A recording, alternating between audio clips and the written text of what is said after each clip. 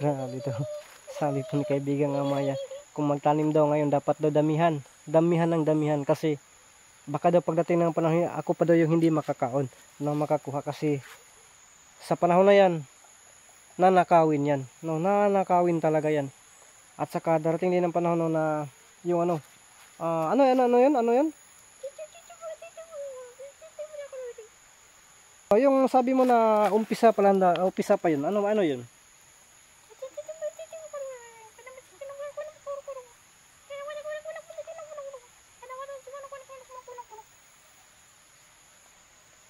Sabi niya yung kaibigang Amaya, mayroon pa daw darating no.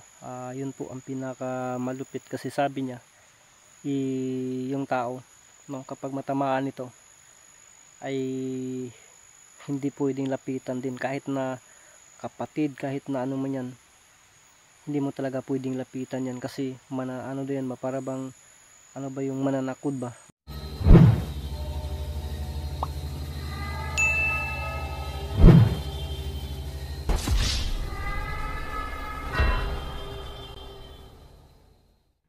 Ghost Hunter 18.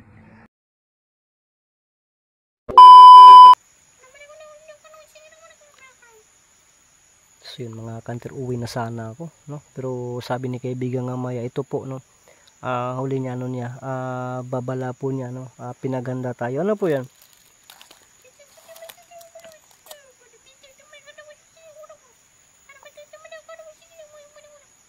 Sabi ni kaibigang Amaya, maghanda po daw no. Dapat gawin ng tao ngayon is maghanda ng pagkain, mag-imbak ng pagkain. Bakit po? Bakit po kaibigang Amaya?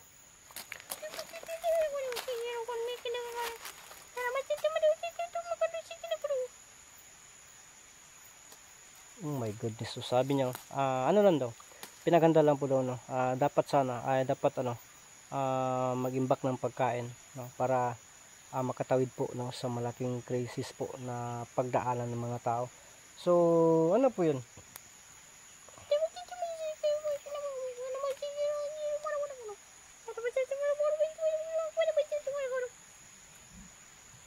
So sabi po ni kaibigan Amaya no, dahil po daw sa mga personal interest po ng tao, yung mga ano talaga ng utak no, may mga invento o may mga yung iniimbento lang ng tao na yun ipapakalat po talaga, at yun maging apektado po ang buong sangkatauhan.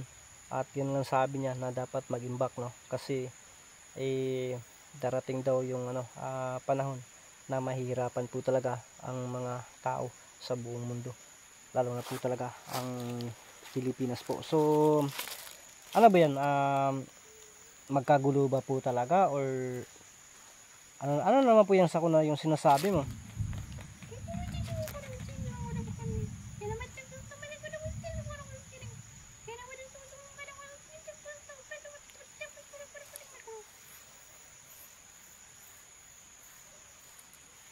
Halak ka no, matay no. Yun,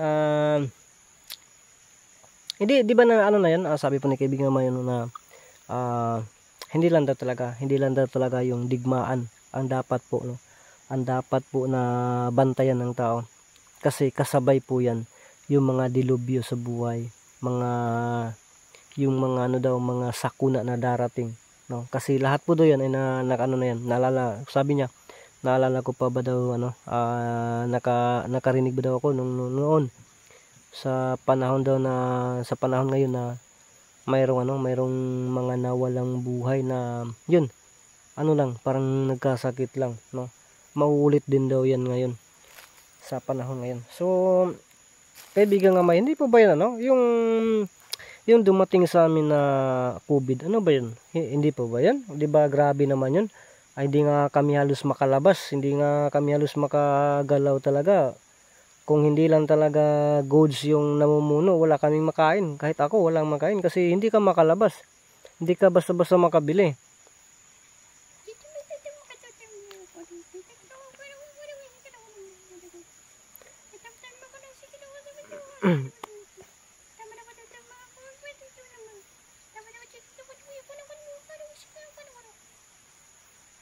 So yun, sabi po ni kaibigang yun. Sabi po ni kaibigang Amaya, yung unang sakuna daw na dumating, no. At ano pa lang daw yun, simula pa daw yun para yung tao ay parang kinukulikta, no. Kasi hindi ba daw napapansin, no, tulad ng sinasabi ko, hindi ka po pwedeng makalabas, no, hindi ka pwedeng makalabas kung wala kang mga authority, dyan. Hindi ka pwede makalabas, hindi ka pwede, siyempre bibili ka, no, or ano, kung wala kang mga passes dyan, ano man yan, patnubay dyan, hindi ka talaga pwedeng lalabas, so mapapas mo ka.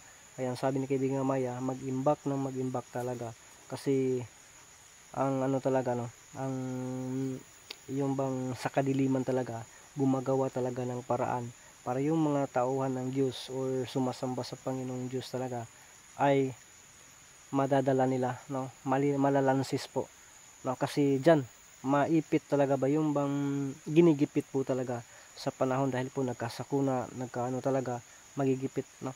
Kasi yun, ang akala ko kasi kaibigan Amaya, haka-haka lang din po yan, sabi-sabi lang po yan na darating po ang panahon na ganun. At saka sinasabi pa nga ng iba na hindi ako kasi yung bang sinasabi na daw, so nakabantay na, pero ang problema dinaan sa gobyerno, so hindi ka makagalaw. Kasi kapag hindi ka susunod ay mapriso man ka, kalaban nimo gobyerno man.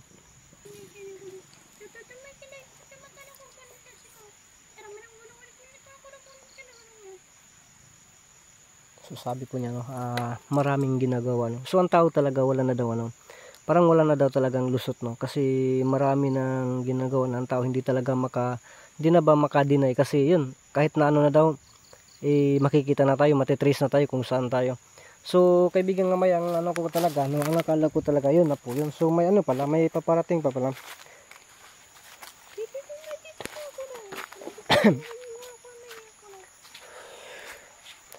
So, sabi po ni kaibigan nga Maya, darating po daw ang panahon, no? Kaya sinasabi niya na mag-imbak, no? Mag-imbak talaga ng pagkain. Kasi kahit na daw pira, hindi na daw yan hindi mo yan magagamit ang pira, no? Kasi sabi niya, gipitan, no? Gipitan po talaga ang mangyayari diyan. Hindi ka makabili talaga, no, sa mga tindahan, kahit na kung wala kang mayroon silang hahanapin na wala sa'yo, so hindi ka makabili niyan. Ano ba yan? Doon na ba tayo papunta dyan sa yung may tatak, tinatatakan na, o ano ba yan?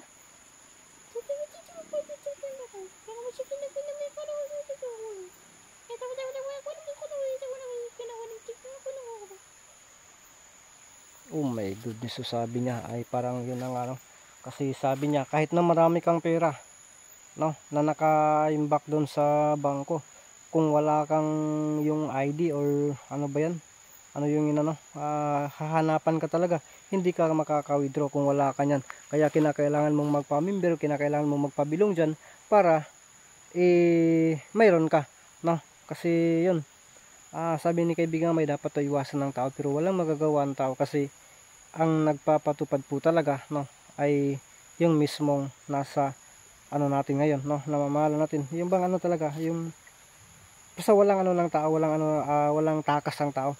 Kaya pala sinasabi kaibigan Amaya na ang susunod sa akin talo, ang hindi susunod sa akin talo pa rin. Kaya walang ligtas ang tao sa ganitong sitwasyon.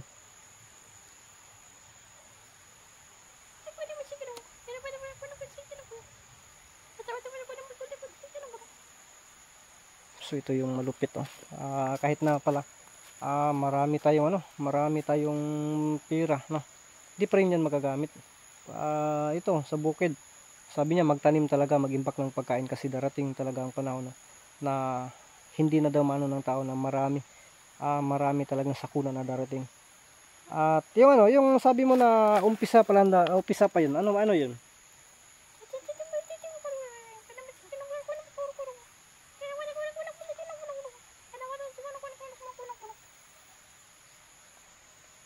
Sabi niya yung kaibigan ng mga yun, mayroon pa daw darating, no. Yun po ang pinaka malupit, kasi sabi niya yung tao, no, kapag matamaan nito, ay hindi pwedeng lapitan din, kahit na kapatid, kahit na ano man yan, hindi mo talaga pwedeng lapitan yan kasi ano din yan, para bang ano ba yung mananakod ba, no? At ano daw ay ang gagawin, iiwan mo talaga, no? At saka yung matamaan sa ano na yan, parang sagit na yan ay ano na lang, iiyak, sisagit na lang po talaga sa sobrang sakit kasi wala talagang ano, lalapit sa'yo, no? So grabe, napaka ano na yan, no? Kung simba kung mangyayari yan dito sa tao, sa katauhan. So kaibigang Maya, darating ba po talaga yan or hindi ba yan mapipigilan o wala bang option dyan?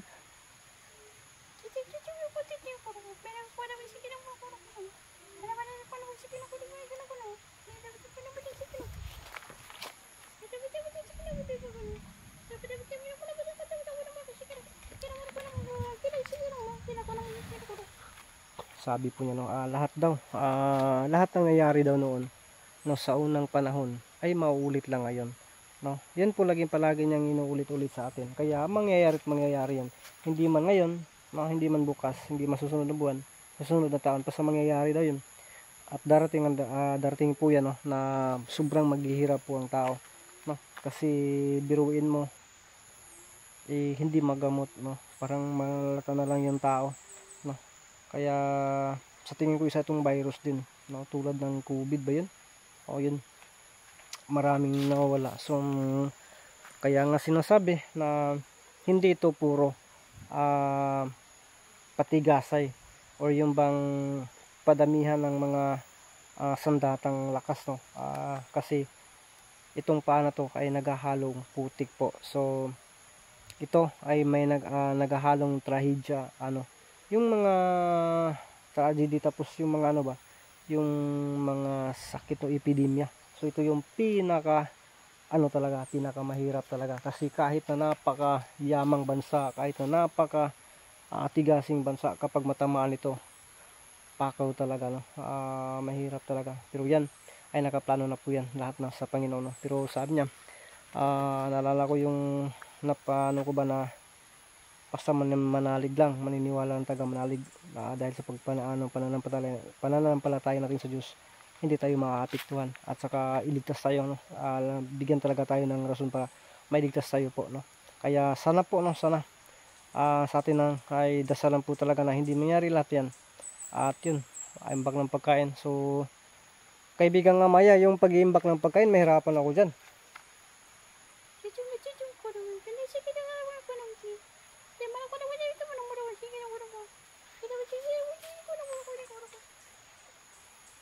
So yun, patanong si kaibigang Amaya, no? Pero sabi po ni kaibigang Amaya, kahit na daw mahirap ay dapat daw gawin. Kung wala mang kamang maimbak na pagkain, magtanim po daw, no? Kaibigang Amaya, unang-una wala talaga akong maimbak na pagkain. Paano ako makaimbak na sa ngayon pa lang kulang na? Pero yung pagtatanim, pwede siguro karlang, gabi, mga balanghoy, yan na, naagin na siya. Makatanom kita na.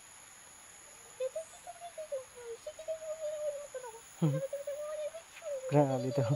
Sabi po ni kaibigang Amaya, kung magtanim daw ngayon, dapat daw damihan ng damihan, kasi baka daw pagdating ng panahon, ako pa daw yung hindi makakaon na makakuha, kasi sa panahon na yan, nanakawin yan, no? Nanakawin talaga yan. At saka darating din ng panahon na yung ano yan. So yun, sabi niya, kahit na daw, nasa loob ka ng bahay, may kakatok sa'yo, no? Bibigyan ka ng pera.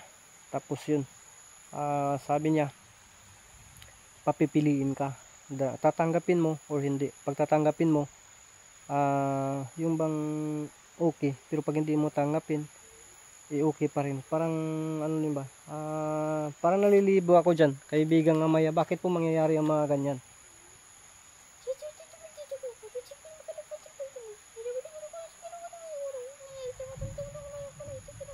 Yan, sabi po niya, magaganap po talaga yan, na parang ang tao ay bibilhin na po, no? Bibilhin na po ang tao. Tapos at yung yung duma, yung pagkain na dito sa bukid, yun po, bibilhin po yan, no? Kasi wala na talaga, wala nang ano dyan, wala nang ano ng tao, no? Kaya yun na siguro yung sinasabi na ng pira ay wala na bang bili, yung mga ganun. Pero sa ngayon, siyempre bili lang pa yun, no? Yun na siguro yung ano talaga, no? Yung malapit na po yung paghahari ng Diyos po talaga, sinusubok po, no? Kaya grabe kaibigang Amaya, no? Nakakatakot naman po yan, no? Yung kaganapan na yan. At mangyayari ba po talaga yan?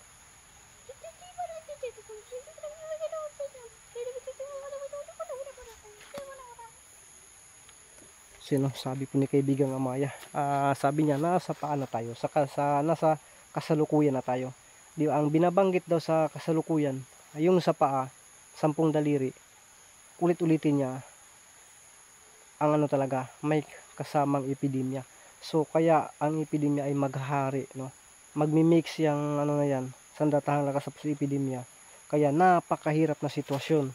At yun, mangyayari po ang malaking tagutom. At yun na po, napakalaking gulo, no? At yun mangyayari din na bilhin ang tao. Bilhin talaga ang tao. So siguro yan na banda na yan, maghahari po talaga ang kadiliman. Di ba sinasabi na yan na maghahari talaga ang kadiliman bago maghahari ang kabutihan. So kaibigang Amaya, salamat po at ako po uuwi na, no?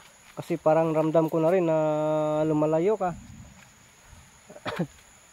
Wala na talaga, no? Naguna-una. So ngayon, no, napakalibog po talaga. Kahit ako naguguluhan po talaga ako, no? Kasi napakahirap paniwalaan. Biruin mo po kung mangyayari 'yun, no? Siguro kung ako man hindi ko na 'yan maaabutan sa edad ko ito. No, maiisip ko maabutan ng apo ko, anak ko. Parang maiyak ka siguro, no? Sa sobrang sakit talaga, no, kapag mangyayari sa sobrang yung hirap, no, sa mga ganun, no. Pero wala tayong magagawa kasi kung mangyayari man yan at may basihan man yan, kasi parang sinasabi lang po yan, paalala, no. Pero kung mangyayari man talaga yan, wala tayong magagawa, basta isa lang po talaga, mananalig tayo sa Panginoon. At ngayon maraming salamat po, no. Kita-kita na lang po tayo sa sunod ng mga upload na mga video. At saka bago tayo mag-close, talaga ulitin ko, no, ito po yan, no, walang sapilitan po, no, tulad ng sinasabi, no, wala bang hindi to 100% o ano man yan, depende na po sa tao, no. Ang nakakaano lang dito yung tao po na tulad ng sinasabi kanina na may mga talaga, no, gaya na nagko-comment dyan na parang naano nila, no, na ano bang tao doon, alam nila, no. So salamat po sa inyo, no, at hanggang dito na po itong video na to. Bye po at God bless po sa ating lahat.